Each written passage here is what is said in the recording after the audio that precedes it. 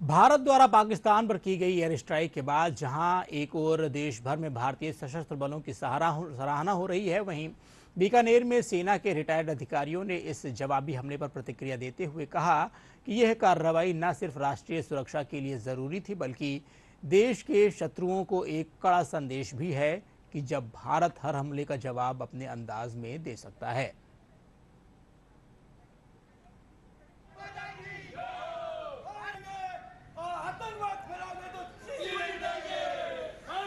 तो इंडिया ने 9 जगह स्ट्राइक की है। तो ये स्ट्राइक मतलब इतनी प्रोफेशनल वे में हमने की है।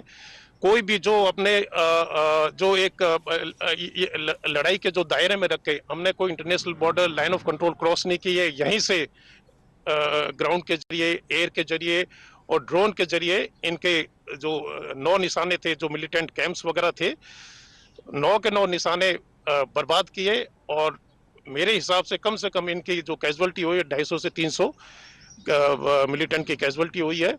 और इनमें जो इनके मेन लीडर थे वो तो बच के निकल गए, लेकिन इनके परिवार वालों की काफी तादाद में कैजुअलिटी हुई है। और दूसरा, जैसे नाइट विजन डिवाइस वगैरह पहले थे नहीं, जब मैं उड़ी के अंदर था हमारे पर नाइट विजन डिवाइस ऐसे सामने लग रहा बिल्कुल दिन है।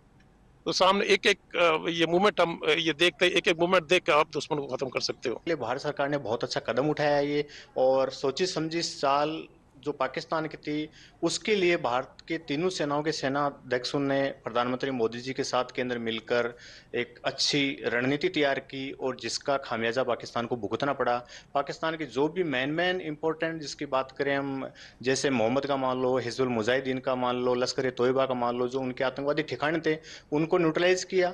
और डिस्ट्रॉय करने के बाद के अंदर उन्होंने उनके अंदर एक आक्रोश पैदा हो गया कि ये क्यों किया, जबकि पाकिस्तान के किसी भी आम नागरिक और सेना के ऊपर किसी प्रकार का कोई प्रहार नहीं किया गया भारतीय सेना के द्वारा।